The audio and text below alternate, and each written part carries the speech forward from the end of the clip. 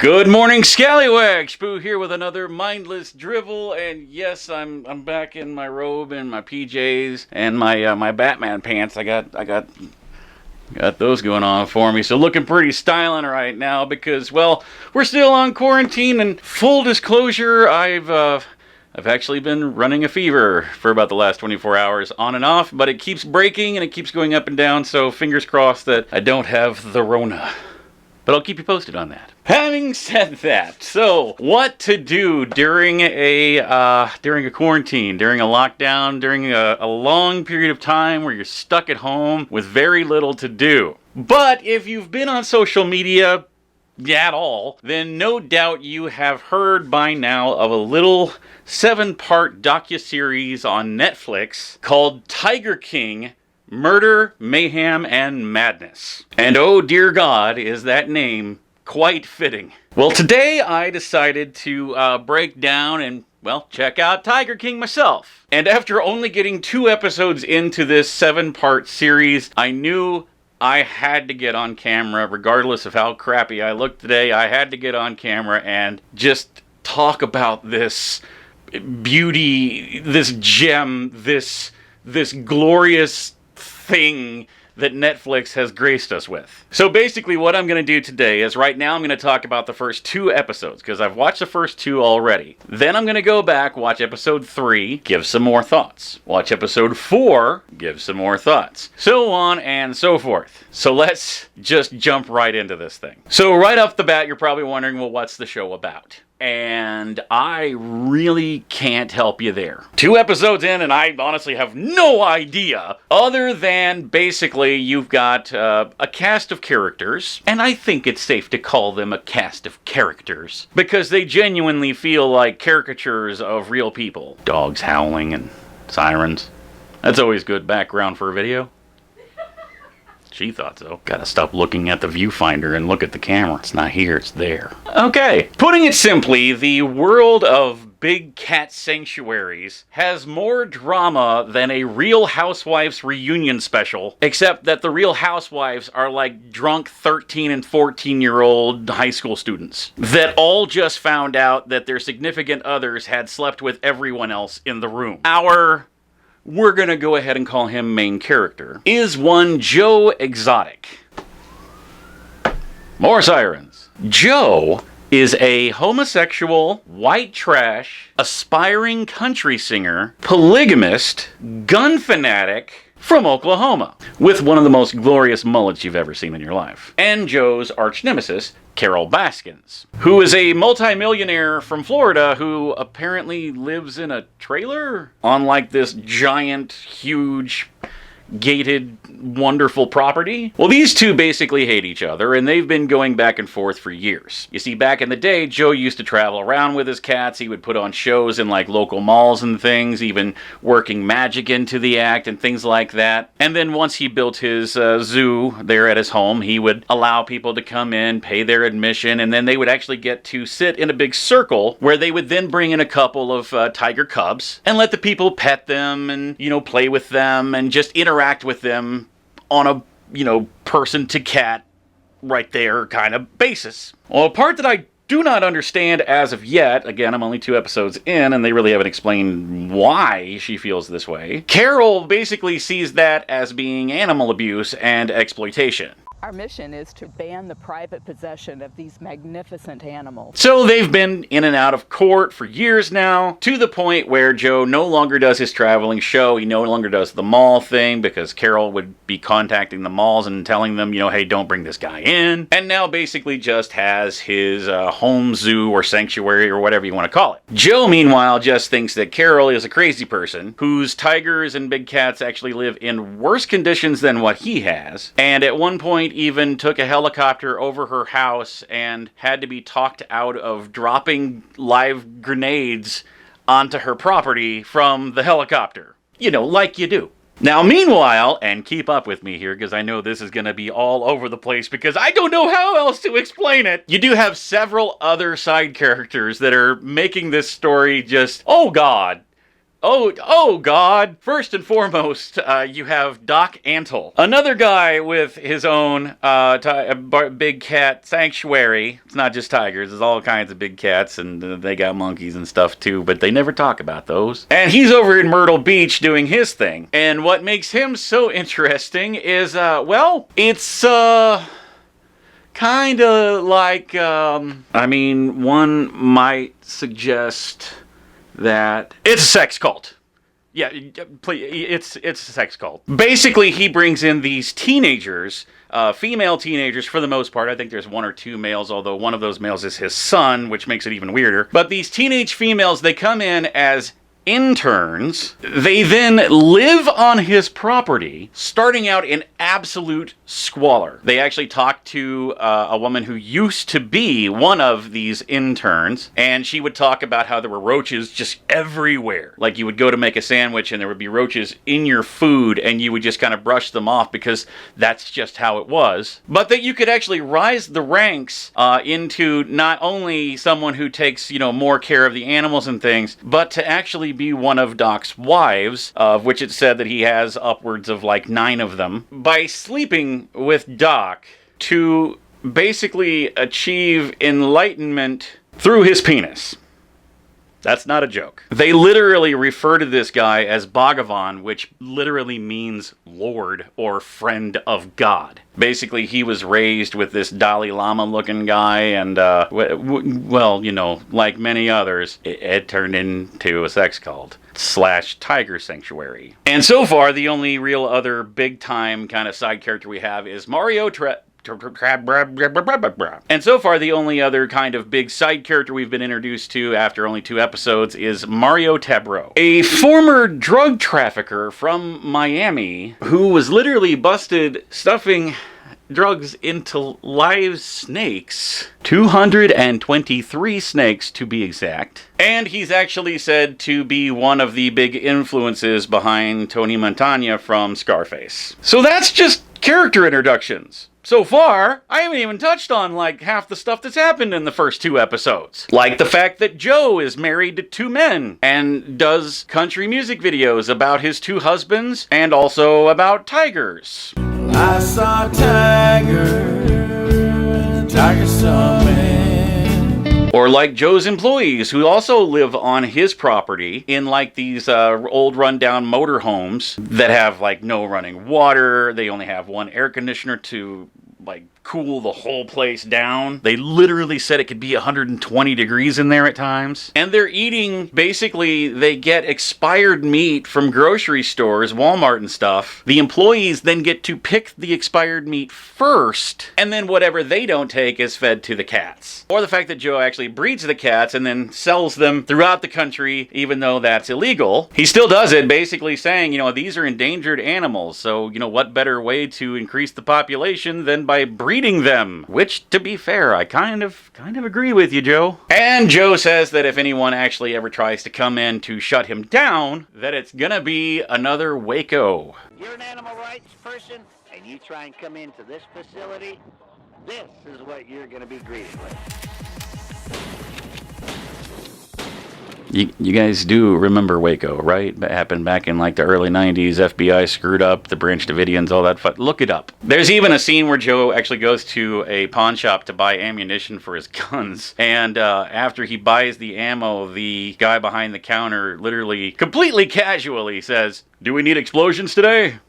Explosions? No. Explosives? Yes. Need any explosives today? I don't think we're done blowing up today. Which, to be fair, in Oklahoma is kind of the same as just telling someone to have a nice day. And quite possibly the most interesting thing that we've learned from the first 2 episodes is that Carol, as previously mentioned, is a millionaire, got her millions from her dead husband. And dead is kind of a light term there, as he just kind of vanished one day. The common belief being that either he is buried somewhere on the property or she fed him to the cats. So as this series is called Murder, Mayhem, and Madness, and it is a true crime documentary series, we know that there is going to be more chaos coming. We already know just from the first 2 episodes that Joe is actually spending like 22 years in jail, but we haven't exactly seen why. yet. And unlike many other things that I've watched over the years, I have done no background research on this whatsoever before watching it. I know that I have actually seen stuff just in the news over the years about these people, but beyond that, I know nothing about what's coming. So,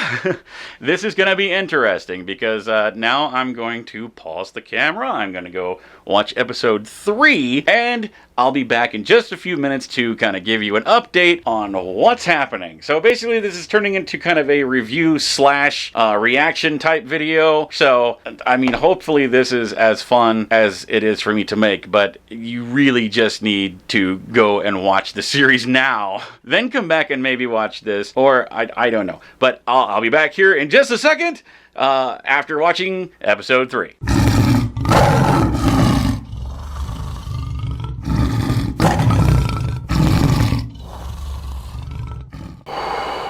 Oh boy. Episode 3, titled The Secret, dives deep into the 20-year-old disappearance of Carol's ex-husband, Don. According to Don's ex-wife and kids, they claim that the last day that they saw him, he said that he was done, he was going to divorce Carol, and to just stay away from her because she is dangerous. Meanwhile, Don's executive assistant, Anne, would receive a letter from Don, but we'll get back to that in a minute. Don goes missing, completely without a trace. Police start to investigate everything. They say that they do believe that there was foul play involved. They also believe that Carol was involved, but there was simply no evidence to back up either of these claims. First, let's kind of back up a little bit. Both Don and Carol were married when they met each other. Carol had been married to an abusive man and had actually just gotten into a big fight with him at home where she said she actually had to throw a potato at him to get away. So she's walking down the street, she's crying, she's emotional, she's upset, when suddenly this car rolls up to her, Don inside, and tells her to get in. Of course, like, any rational human being would, she said no and kept walking, but Don was persistent. He pulled up a couple more times. Eventually he pulls up and there's a gun sitting in the seat because that's not horrifying in any way, shape, or form. But surprisingly, Don tells her, pick that up, hold it on me so that you know you're safe. Just get in. I need someone to talk to. Not only does she get in the car and ride with him for several hours while they just talk about, their messed up lives, but she ends up spending the night with him. 4 years later, she finally leaves her husband and she and Don get married. Now, Don was already a millionaire at this point. People that knew him said that he even was one of these people that didn't want a lot of people knowing that he was rich, that he would bury money and things like that in the yard. Wanted people to like him for who he was. Which, hey, that's admirable. I like that. But Carol knew that he was rich, so, well, all that just goes right out the window. Now, a bit of a kind of a subplot to this video. Joe is barely in this episode. But he claims that he actually has Carol's diary, which the police had it, and they kind of read a couple of excerpts from it, so that's entirely possible. And he actually calls her out for the fact that she has gone after him so many times for the fact that he sells the cats. And yet, when she and Don were first starting out, that's exactly how they got their cats, was by going around and just buying them from auctions. Don would basically go to Costa Rica once a month to buy more cats or sell cats or, just a couple of different business ventures and things like that he was doing down there. Of course, he had a woman on the side while he was down there, and Carol definitely didn't like that too much. But not only that, Carol actually released an instructional video on how to buy cats. So not only is she doing it, but she's actually instructing others how to get into exotic cats themselves. And in the video, she even goes as far as to say that one of the most important parts of raising wild cats is to take them away from their mothers at an extremely young age, because that's the only way that they will actually get accustomed to people, because the people actually have to bottle feed them and things like that, things that they would do before they're weaned off of their mother. I swear to God that Hollywood could make the most messed up, this is like an AMC series, except this is real life. So as previously mentioned, Don had another woman down in Costa Rica, and he discussed with a couple of people, namely Anne that I mentioned before, his executive assistant, also his lawyer, and his handyman and mechanic, people that he considered to be his closest friends, that he was actually in the process of getting his affairs in order because he wanted to divorce Carol, but basically wanted to protect himself and his extended family by basically making it to where Carol couldn't try to take everything away from him in the divorce. Having said that, it could be very safe to say she found a way to keep it all. So Dawn gives Anne this envelope, right? Tells her just to hang on to it for the time being, but if anything were to happen to him, take this straight to the police. Well, after the disappearance, it turns out that he had tried to get a restraining order against Carol because she was violent and she had threatened to kill him and all of this stuff. She had taken his .357 and hidden it somewhere, saying she was going to use it to kill him. But because of the fact that there was no actual violence, it was just threats and things, the protection order was denied. So he wanted to, basically take all this information and put it into safe hands in case anything was to happen to him, that she could then take that information to the police and basically say, maybe you should have given me that protection order because, well, look what happened now. That happened in June. He would then disappear on August 18th. Dawn was actually going to be taking some cars down to Costa Rica to try to sell them. And Carol claims that the last thing that Dawn said to her was to get the truck ready for Costa Rica because he had to be at Miami early in the morning. On 2 separate interviews taken years apart, she quoted the whole early thing, almost like it was, kind of a rehearsed statement, possibly. Just saying, maybe that could be could be a thing. 3 or 4 days later, they find the van that was gotten ready at an airport. Now, it's important to note that Dawn did own several airplanes, but that none of them had left the airport. There was no signs of any planes at all leaving the airport, and Dawn's keys and briefcase were still inside the van. In typical bumbling police fashion, instead of investigating the van at the airport, they actually let Carol take it home, and then they didn't look at it for another 3 or 4 days. I mean, it just kind of feels like the cops, maybe it's like, I don't know, it's like they're just incompetent, or maybe, they're just really failing at their job, or, oh yeah, and by the way, Carol's brother is a member of the sheriff's department.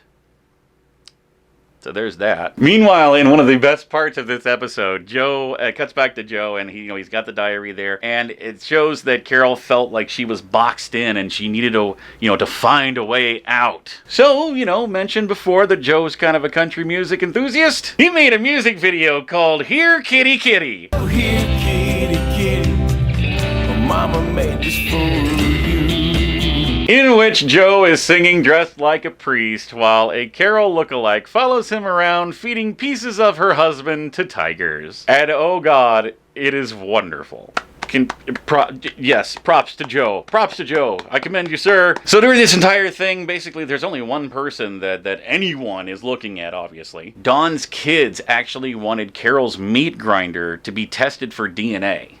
Can't imagine why, but the police said no. There also was a different theory that said that a new septic tank was being put in on Carol's property and that Dawn is simply buried underneath it. Carol, however, claims that the septic tank was already in place and that a house was already built on it and someone was already living there by the time that Dawn disappeared. Seems like that would actually be pretty easy to find out the truth on, dates and things like that. But what do I know? Going back to Anne from before, the executive assistant, in her office she had a box that contained 2 copies of a will and 2 powers of attorney, all 4 of which she was the guarantor on. She was the power of attorney and all of those things for Dawn, for his will, for everything. Because as previously mentioned, Dawn wanted it to where Carol basically wouldn't get anything. Well then, Carol basically gets a hold of Dawn's handyman and goes to the office, has him cut the locks to the gate, cut the power to the office, cut the locks to the office, which all of this sets off the alarm and brings the police and brings Anne down to the property. And she goes inside, she takes the box that has the will and the power of attorney and all that fun stuff inside, which she's the wife, so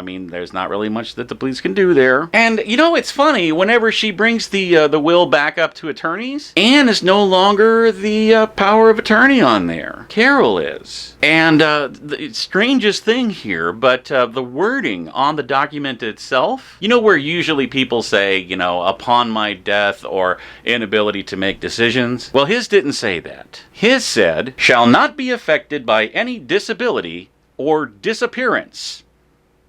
Even asking Dawn's lawyer, who seems like he knows a lot, by the way, but maybe just can't say because, well, if you're, someone's attorney and someone's paying you for certain things, you you can't really talk about stuff like that. But even he said that he has never once in his 37 years of being an attorney has ever heard any, wording on a document say anything about disappearance. Because you see, people expect that they're gonna die, but not too many people ever really expect that they're gonna disappear. So if you know anything about, legal stuff when it comes to disappearance, basically there is a freeze on all assets for 5 years. Well, as soon as Dawn disappears, Carol fires everyone. Anyone who worked for Dawn, they're now fired. She gets rid of everything that he owned that she could. Then, 5 years and 1 day to the day from Dawn's disappearance, she has him determined legally dead. And then basically gets rid of everything else. Now she's rich, she's got her cats, she marries this new guy, and all is happy in Carol land. Fun little side fact, we find out towards the end of the video that Carol at one point in time also made a different video called The Science of Getting Rich, where basically she says that people, by acting a certain way or something along those lines, either on purpose or accidentally, can get rich. The ownership of money and property comes from doing things in a certain way. Those who do things in a certain way, whether on purpose or accidentally, get rich. If you know anything about body language, this is like the one point of like, this is my personal opinion that I'm tossing in here type of thing. But if you know anything about body language, people that lie tend to look to the left because the left side of your brain is kind of where lies come from. So it's literally like, kind of an unconscious tick, if you will, where you are literally trying to access information by looking to the left. This entire episode, anytime they ask her anything, it's, well, I think that, da-da-da-da-da. And she never once looks at the guy. It's constantly to the left. But hey, again, I'm not an FBI dude or nothing. I'm just a guy with a YouTube channel, and that's just my personal opinion. Just saying. So the ex-wife and the kids, they've been going through this whole thing, and here's this guy that they love, it's their dad, for God's sake, and he's disappeared, and well, obviously there's a big scandal behind a lot of it. So there's a lot of news outlets, hard copy back in the day, things like that, wanted to come and talk to them, interview them, get their 2 cents worth, and they did for a little bit until Carol finally contacted them and told them that if they didn't stop, that she would take everything away from them. Not that they had a lot to begin with, because once the will came out, they only got about 10% for all of them, and Carol got the other 90%.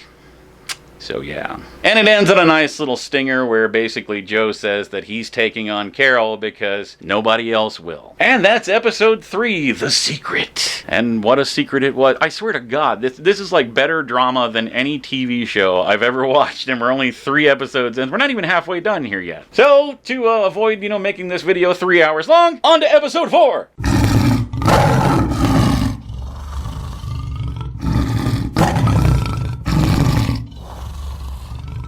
Just finished watching episode 4 titled Playing with Fire, and I swear to God, this thing is playing out just like the season of like some dramatic TV show on AMC or something. It's like Game of Thrones with rednecks. So Carol's business, Big Cat Rescue, was the #1 search when you ran a Google search for Big Cat Rescue. Carol's foundation was the first place that came up. So Joe thought it would be a good idea to name his entertainment business Big Cat Rescue Entertainment. Figured why not just ride off the back of Carol's success to get a little bit of his own. And of course they sued him for this. Copyright infringement and all of that stuff. Helped them to kind of gain a little bit of footing when it came to taking him to court over animal abuse and all of that fun stuff. So just more drama to add a little more fuel to the fire. Joe actually countersues them and starts kind of throwing some more blame out there about her killing Dawn and hoping that this will somehow kind of lead to Carol being arrested for his murder somehow. Enter Rick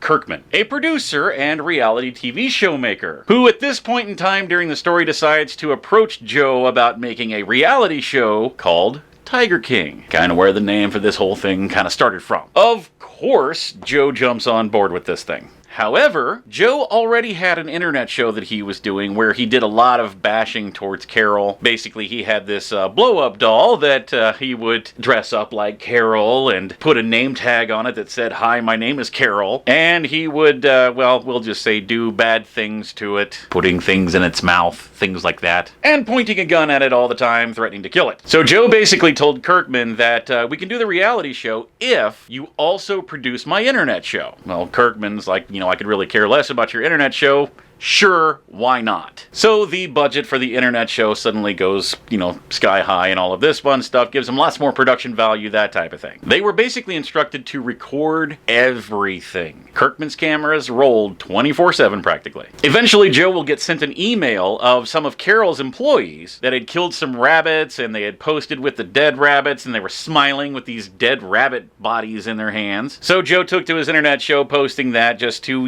kind of throw them under the bus a little bit more. Well, once again, they, sued him for copyright. A customer to Carol's sanctuary took this picture. 5 years after the fact, Carol then bought the picture, then copyrighted the picture, just so she could sue Joe for the picture. And she claimed that the dead bunnies were basically, they were going to be feeding the bunnies to their favorite cats in the park, and that's why they were smiling. Like that somehow makes it okay to be smiling with a dead rabbit carcass.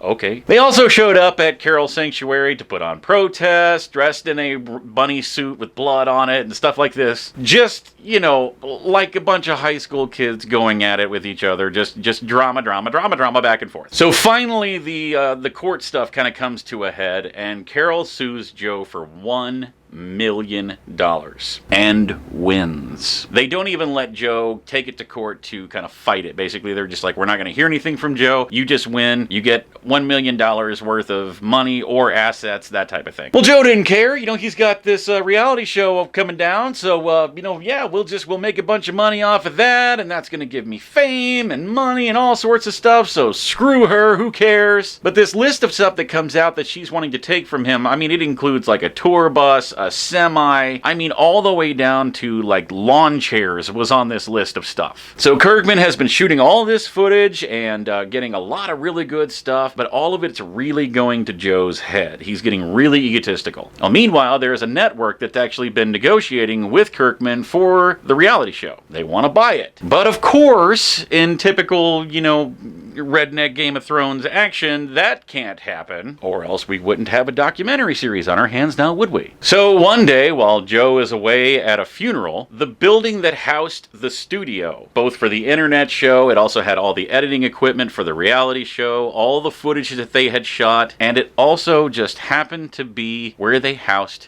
their alligators, burned to the ground. 100% confirmed it was arson. The fire was so hot that it literally blew the doors off the building. The alligators inside were literally boiled alive. And all of the footage that they had shot for this reality show just gone. Well, as luck would have it, they actually caught some security footage of the person who set the fire. And Joe actually started pointing the finger at Kirkman, saying that the stance of the person, the way that the person walked, everything about him in the picture looked like Kirkman. But of course, this doesn't make much sense because, Kirkman, he's going to make just as much money, if not more, off of this whole reality show, so why would he burn all his footage? So Joe puts it out there saying, hey, we're going to offer this $10,000 reward for anybody that can give us the identity and lead to a conviction for the person in the video who set the fire. That $10,000 thing, that's going to come up here in a second, so remember that. Because you see, there were actually a number of people, including Kirkman, and one of Joe's two husbands, that actually thought that the person behind the arson was none other than Joe himself. While Joe was out of town at a funeral, they believe that he actually called someone or hired someone or something to have the building burnt down. But why would he do that, you might ask? Well, it turns out that about a week before all of this happened, Joe and Kirkman actually got into a bit of an argument. And Joe basically being, well, I'm the one who's, I'm this personality and I've got this zoo and this is all about me and da-da-da-da-da. But Kirkman says, oh, no. All of this is my footage. This is my show, my premise. So everything in those tapes belongs to me. Your internet show since I came on board here, all of that footage belongs to me. And he wasn't even trying to threaten Joe, but of course Joe did not like that this was the case. So he actually went to his attorney to ask their advice. And of course the attorney tells him, sorry, but yeah, he's right. Everything that they've shot, everything, the Tiger King, all of this footage, the internet stuff that's been happening that they've been taking care of, yeah, that's all theirs. Well, Joe happened to bring along a friend that was rolling a hidden camera during this whole thing, and made the mistake on the way out of basically saying, well, we'll just see about that. Maybe I'll find somebody who wants to make a quick $10,000 and just have him take care of the whole situation. So it is entirely possible that Joe burned down his own building.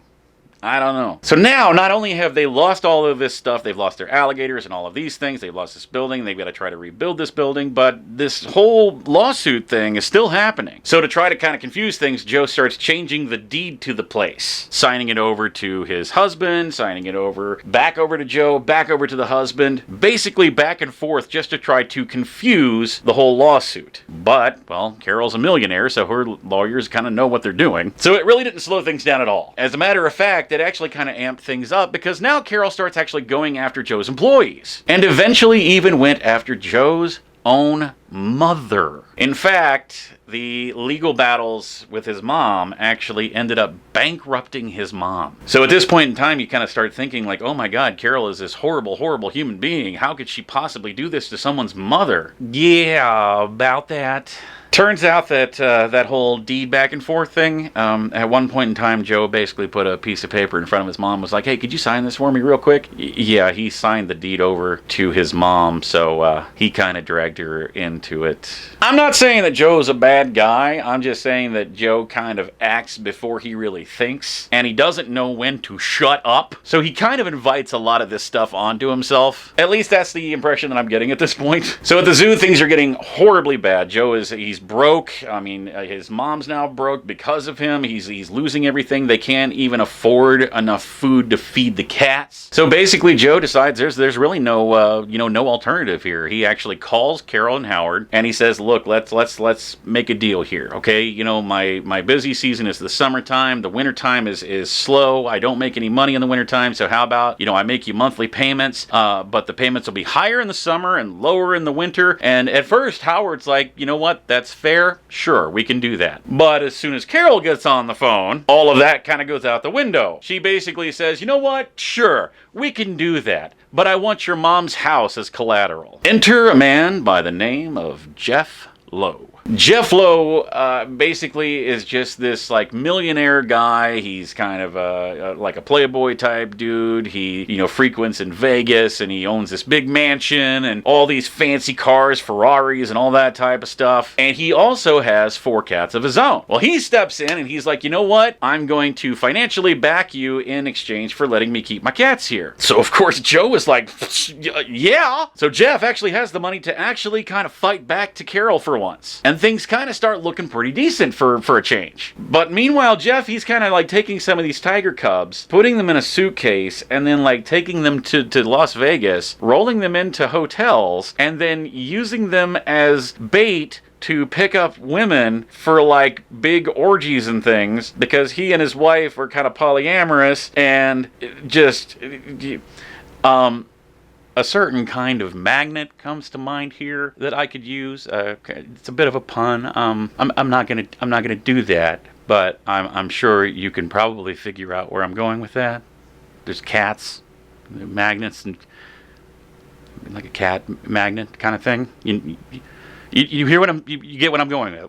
You get it, right? Yeah. So Carol basically at this point, she's like, okay, so they're fighting back for a change. Tell you what, if we can drop it down to $35,000 instead of $1 million, whatever. If you'll just pay that off in like a lump thing, here we can just forget this whole thing. Jeff's like, hey, that's fine.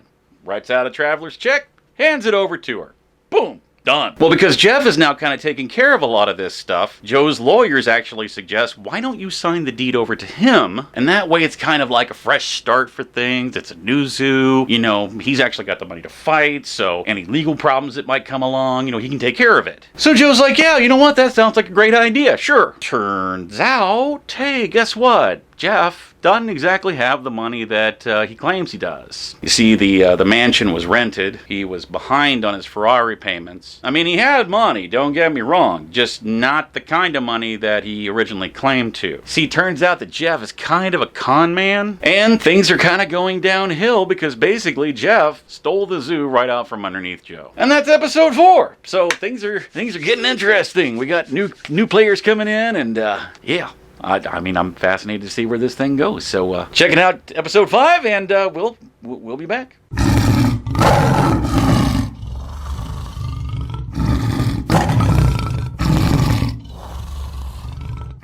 Oh boy.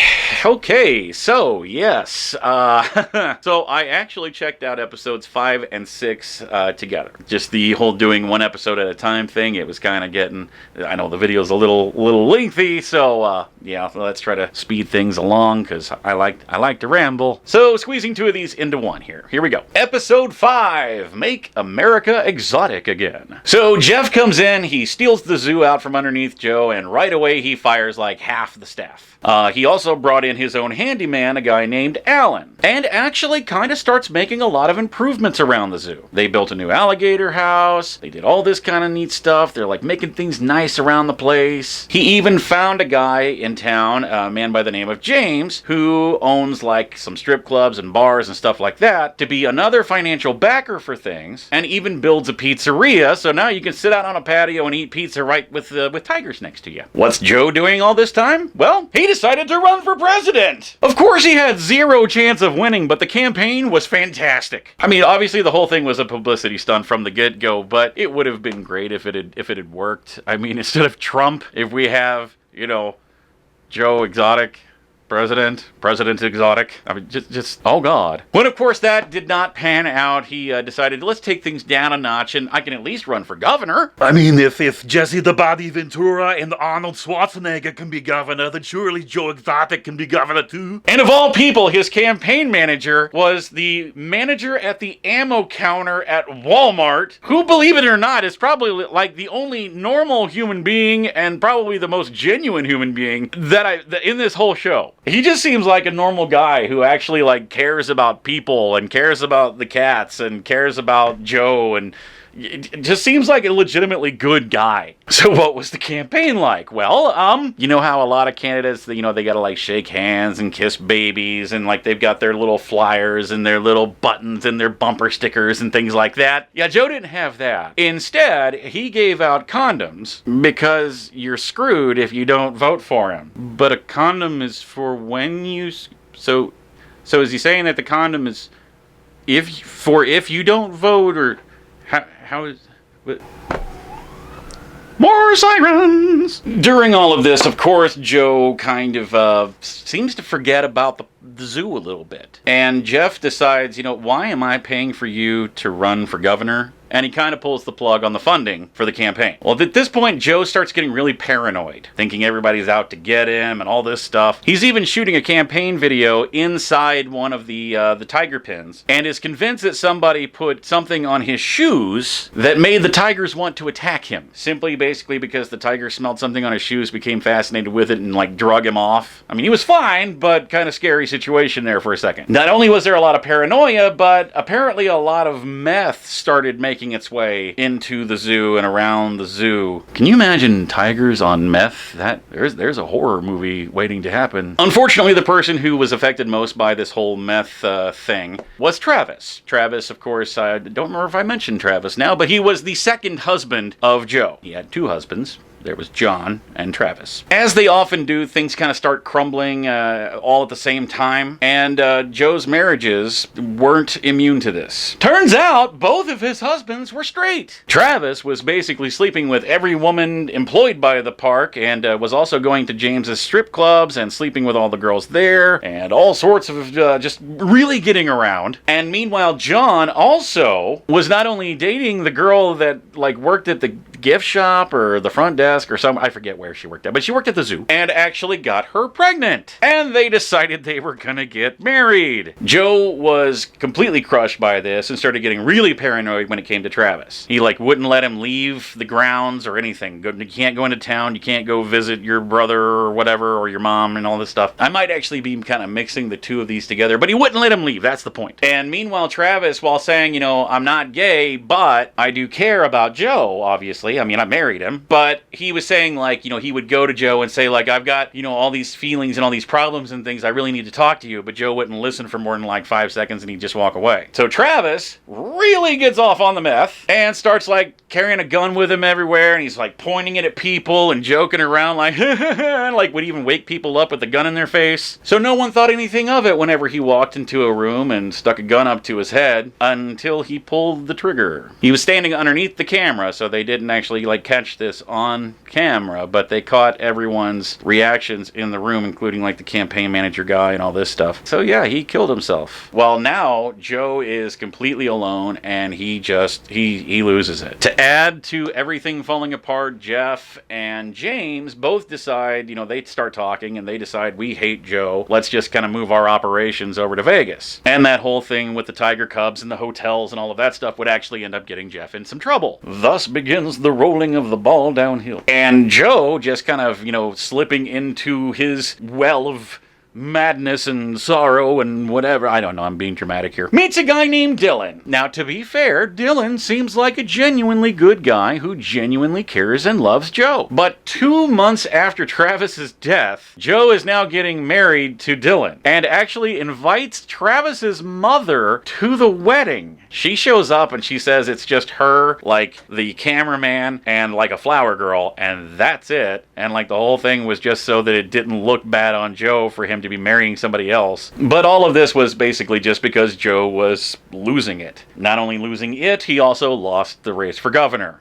Go figure. But it actually turns out that maybe Joe's paranoia wasn't too unfounded, because they actually found a microphone attached to the roof of the building, like kind of hanging over where the gift shop would be, where people enter to go to the zoo. They find a little antenna microphone thing, so like they're being spied on by somebody. Which leads us into episode 6, The Noble Thing to Do. And it kind of bothers me, I mean, at least at this point, they haven't really gone into where that microphone came from. I mean, they suspected that maybe the FBI was investigating him, and I mean, you know, they do start investigating him, but they never said, was that them, or was that any, you know, somebody else, or whatever. So I don't know. Well, Jeff, it turns out, has a violent past. Not only was he a known con man, but he's also a felon. He had beaten and strangled his wife, his ex-wife, and had been caught taking tiger cubs into public places like hotels, and he got arrested for that. Well, Jeff basically gets off with a slap on the wrist, and he, you know, he's heading back towards Oklahoma, back to the zoo. On the way back, he's actually trying to, you know, check over some financial things for the zoo, and turns out that Joe had locked him out of the online banking thing, so he decides, I'm just going to stop in at the bank in Oklahoma. Well, while he is there, the clerk tells him that Joe might be in some trouble, because the FBI has been looking into their finances. Dum dum dum! The plot thickens. Turns out that Joe had actually forged Jeff's name on like a whole bunch of checks over the last 12 months. You know, that's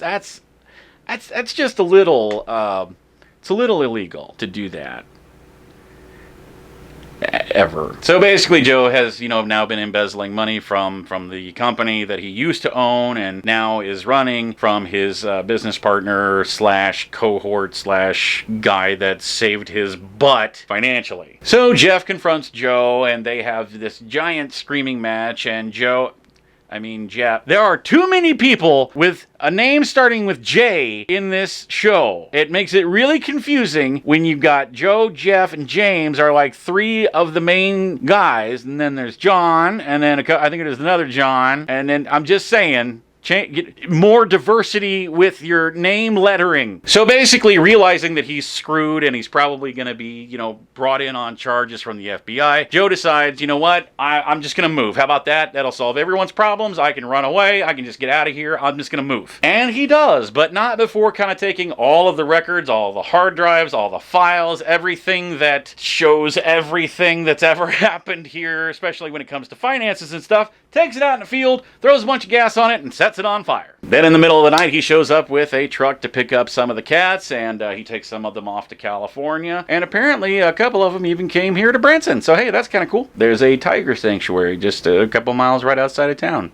I've always wanted to go there, but there was even a couple times during this episode that I thought maybe this was in Branson, but they say they weren't. I don't know. I don't know. And this would be the last day that Joe was actually allowed on the park. Jeff actually said that if he saw Joe on the property again, that he would shoot him. And Joe went off to some undisclosed location. Like, even his closest friends had no idea where he was. Somewhere in southern Oklahoma is all that even the filmmakers that made this docuseries, they knew that he was in southern Oklahoma, and that's all they ever said. The next day, Jeff actually holds a staff meeting with everyone, and he tells them, this is what you're supposed to tell people if anyone asks, that Joe has retired. He tells them all that Joe is in huge trouble and that the FBI is going to be taking him down. Anything that had his image on it anywhere in the park, they took it and they burned it. So at this point, Joe is officially no longer associated with the park, the zoo, at all. He just has his little handful of tigers in southern Oklahoma, and that's it. Well, it turns out that the word on the street is that Joe had tried to hire a hitman to kill Carol. And yes, he did talk about killing Carol pretty much constantly, but talking and doing are two totally separate things. Yes, Joe is a person who doesn't know when to shut up. I think I've said that before. But he's not completely brain dead either. And it would seem like if you talked that much, especially like on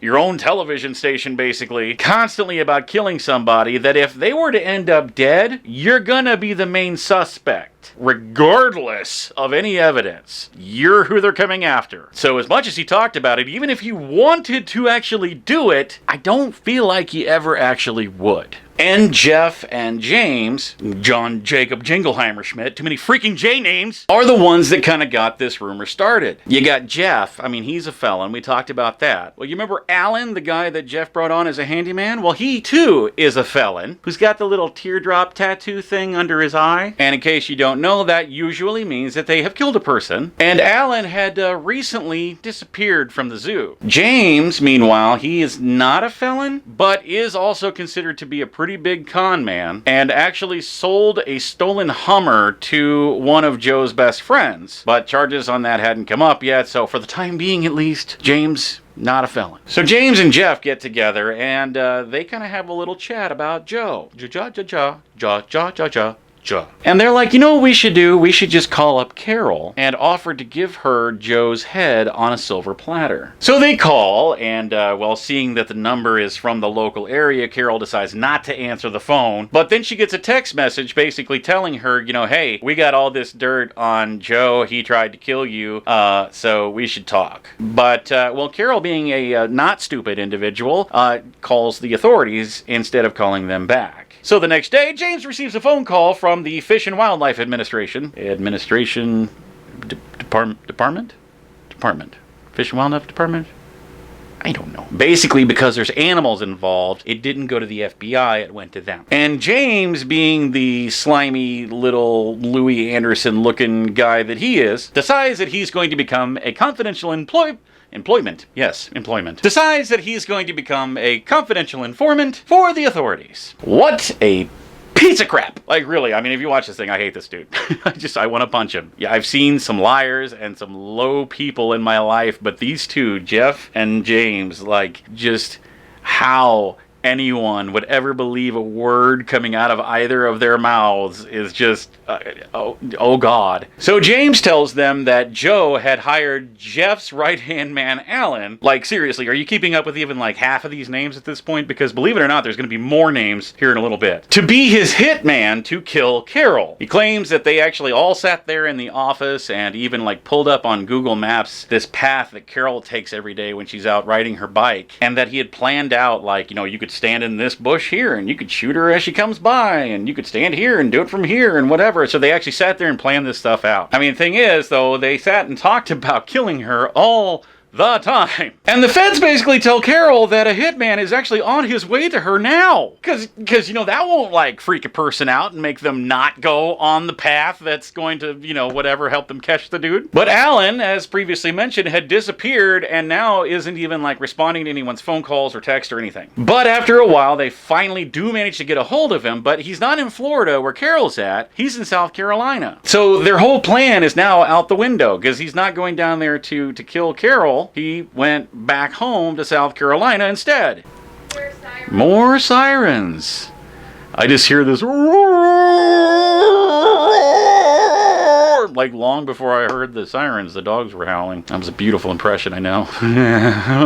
Maybe it's because we're quarantined, so I'm like home more often, but I have heard so many sirens go by every single day since this thing started. It's really creepy. So now their whole plan is derailed. Now apparently, when hiring a hitman to kill someone, you haven't actually broken a law until money changes hands. So James decides that he's going to bring in this fed to dress as just like a normal guy, go pick up Joe, and be like, I found this dude, he's gonna be your new hitman since Alan ran out on us. And Joe fell for it. So they offer like this ridiculously small amount of money, and Joe's like, yeah, I'll pay for it. We'll get this done. We'll finally kill her. It's all gonna be over. And yay, go team. But he never pays the guy, because I don't know if you remember this whole thing, but Joe's kind of broke at this point. So now they're like, well, what do we do? More freaking sirens? Are you kidding me? It's so hot in here. So now they're all kinds of frustrated. So James goes to Jeff and he tells him, hey, I'm working with the feds. And Jeff is like, are you nuts? I can't believe you're screwing me over here. And blah, blah, blah. And James is like, I said, Jeff. If I never hear the letter J. But Jeff is like, I see this as kind of a bit of an opportunity. Let's work together and we can really throw Joe under the bus. So Jeff gets Alan on the phone and basically gets Alan to kind of say, yeah, Joe offered me $5,000 to go down to Florida and kill Carol, but he only gave me $3,000. He never gave me the other $2,000, and I'm supposed to get another $5,000 after I kill her and all this stuff. Never paid me the whole amount that he's supposed to pay me, but yeah, I was going to do it anyway. But on the way there, I guess I got cold feet. I chickened out, and I decided, you know what, I'm just going to go back home to South Carolina. Not come back to Oklahoma. I'm going to just move. I'm already halfway there. I might as well just uproot and move my whole life back home, because that makes sense. But seeing it as the opportunity, Jeff's like, I'm in... But seeing it like the opportunity that it is, Jeff is like, I'm in all this hot water back in Vegas. I can give them Joe, and that'll get them off my back. So all this time, Joe has been living out in seclusion in southern Oklahoma. But realizing that now, the things are really starting to heat up because, he's caught wind of all of this stuff that's happening. He uproots again, and he moves out of the house that he was living in. Well, he starts posting photos on Facebook saying that he's in Belize. But James, seeing these pictures, he's like, well, that's not Belize. That's Florida water. I know Florida water anywhere. Which, is that like a thing? I mean, is there something about Florida water that's just different? What? Do I want to know? But it turns out that he was correct. It wasn't Belize. It was Florida. They finally catch up to him, and Joe is arrested. Jeff, meanwhile, decides that he's going to shut the park down and start fresh somewhere else. And that's it for episode 6. So, yeah. I guess it's maybe the trial or something, but, I don't know what episode 7 is going to be about. So, I'm going to go find out, because there's only one episode left, and I can't wait to see how this whole thing is going to end, because, like I've said before, it's very much like a TV show. It's got ups and downs. You can tell, like, this is what would happen in this episode, and this episode, and this episode. So many plot twists that I can't wait to see how the season's gonna end, What's gonna be the big... Is there like a cliffhanger for season 2? We're about to find out. Be right back.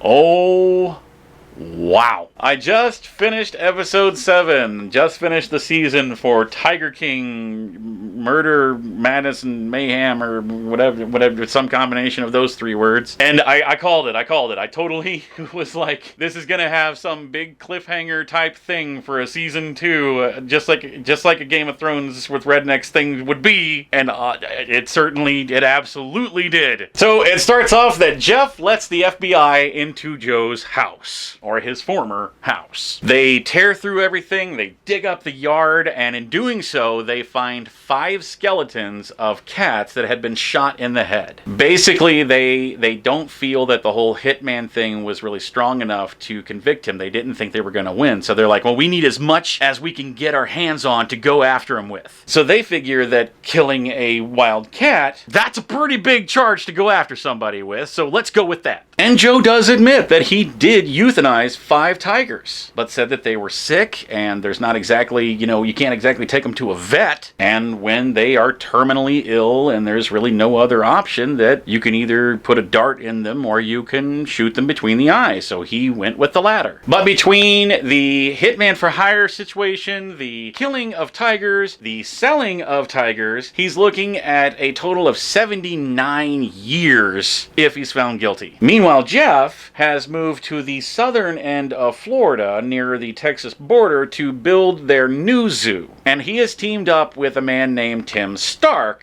who is another guy who owned another tiger habitat somewhere else in the series, but we haven't really talked about him because he didn't have anything to do with the story until now. And he just straight up kicks James out of the business venture altogether. He's like, I don't need you anymore. You played your part. You did what I needed you to do, so we're done. Well, James didn't like that, and being the slippery, slimy, Louis Anderson looking kind of dude that he is, was like, well, I mean, I guess I could just throw Jeff under the bus too. So he then reports, because remember, he is the confidential informant to the feds, that they were all sitting in the office whenever it was discussed, the whole hiring a hitman thing to kill Carol, that they were all there, and that it was actually Jeff who suggested Alan be the hitman to kill Carol. Somehow, for whatever reason, at least as of yet, that really didn't go anywhere. While somebody from the district attorney's office said that basically, eventually, we're going to get all these guys. Right now, we'll focus on Joe. We'll worry about these guys a little later on. So during the court case, they decide that they're going to bring all 19 charges up at the exact same time to try to knock it home as much as possible. They figure if they can put a nice little spin on that whole animal cruelty thing when it comes to the euthanasia, that will kind of persuade the jurors to look a little more heavily towards everything else. And they brought in everybody who used to work at the zoo, everybody from like the tiger manager to the guy that like fixed things around the place to John, the former husband, and everybody is literally just throwing him under the bus. They're all kind of turning their back on him and just being like, yeah, he killed tigers, he sold tigers, he tried to get a hitman, they're just making him look as bad as possible. All except for one guy, John Rinke. For those of you keeping score, that's now 2 Johns and 5 J's. John had worked at the park for like 14 years or something like that, and he was one of Joe's best friends in the world. Now, when this whole thing first started, they had talked to him about testifying, but then they never brought it up again. Like the one guy who probably would have been on Joe's side was never brought in to testify, and was the only one that wasn't brought in to testify. Do you ever notice how a lot of these documentaries kind of stack up against the person who they're about? Now, when Alan was brought into the story earlier on, there was a recorded conversation between him and Jeff talking about Joe hiring him to be the hitman. This is where the whole $5,000 only gave me $3,000. I changed my mind and went to whatever. Well, now, whenever he's brought into the stand, his story changes suddenly. On the recording, he said that he was headed towards Florida, but had a change of heart and decided just to go on to South Carolina instead. On the stand, he said that he went to Florida and was all set up to do the deed, but just couldn't go through with it, and that's when he left. Why it was never brought up that that's not at all what he said on the phone call, I don't know. Maybe it'll come out in season 2. Who knows? But you see, Jeff has this nice little way of recording everything. And we're going to discuss that in just a moment. In a move that absolutely nobody nobody was expecting. Since nobody came to bat for him, Joe was like, you know what? Even though my attorney told me not to, I'm taking the stand. So Joe actually took the stand and gave his own side of the story. And the fact that Jeff liked to record everything kind of works for him and against him here. Because while Jeff admittedly likes to record everything so that he can kind of manipulate people into basically giving him the soundbite that he needs to serve whatever purpose he needs it to serve, Joe was actually able to use that information to say, well, you remember when I called you, Jeff, and told you, hey, you know, Alan, he won't wear the uniform and won't do what I tell him to do, and you responded to me by saying, well, he doesn't work for you, he works for me. You remember that whole thing, Jeff? Do you? Do you remember that whole thing? Because, well, when I was like, well, I can't work with him like this here, maybe he would just be better off in South Carolina. And you said, you know what? You're right. Why don't you go ahead and dip into the register, get him $3,000 to send him home on.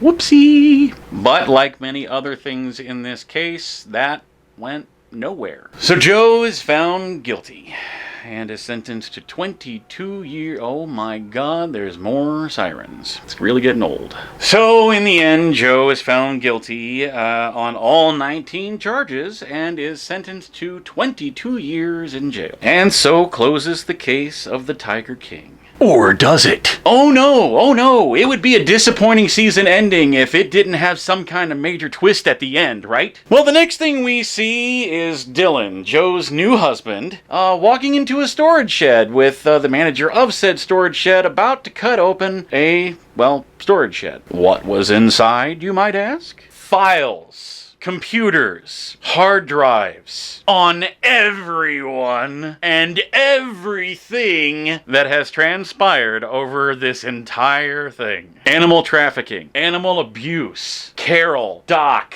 Tim, Jeff, you, everybody. Joe had files on up to 30 different people that are all doing stuff way worse than anything he ever did. And he decided, you know, I've hated PETA all along, and, well, we've never gotten along with them, but I think they'd really like to have this information. So yes, in classic season finale fashion, the guy who went down in the end will seek his revenge. And on a side note, Tim then found out that Jeff was conning him and basically not paying for his end of anything or actually doing anything, so he ditched out, so Jeff's now broke and trying to finish his park in southern Oklahoma. And Doc, you know, the hippie dude that wants to be called Lord and give you enlightenment through his enlightenment. Well, they raided his place back in December of this last year, and well, they found all kinds of stuff. Basically, they were saying that basically, I think I mentioned it earlier, one of the earlier episodes, I think, where once a cub got a little too old to stop being cute, that Doc would just have it put down. Well, it turns out that that might actually be true. But of course, Doc still denies the allegations. And there you have it, guys. I mean, I'm sorry that this thing went on for so long, but I didn't intend for it to. I just was watching this thing and was like, oh dear God, I've got to talk about it. And now several hours later from when it began, here we are. So what do you think? Have you seen The Tiger King? If you haven't, pause the video right here. Go watch it so you can see that it is every bit as crazy as I've said it is, and then come back so that you can let me know your thoughts down in the comments. Make sure you check us out on Facebook, Instagram, and Twitter, and please subscribe. We do these videos every Monday and Friday right now, although hopefully Monday, Wednesday, and Friday is coming back here. Actually, you know what? Today's Monday. I'll be back on Wednesday. How about that? Hopefully I can keep that promise. I mean, I'm under quarantine. I don't see why I wouldn't be able to, but you never know. Also, while you're out here on the internet, jump over to www.geekycool.com. It is, as I like to call it, your one-stop shop for all things nerd. You can see videos like this. You can also see a weekly vlog every Wednesday night. Lots of articles and lists and opinions, games, movies, comics, you name it. We got it. That's www.geekycool.com. Tell them Skallywag Productions sent you. And that's going to wrap it up, guys. We'll see you back here in a couple of days. Thank you so much for watching. Take care of yourselves out there. We'll see you soon.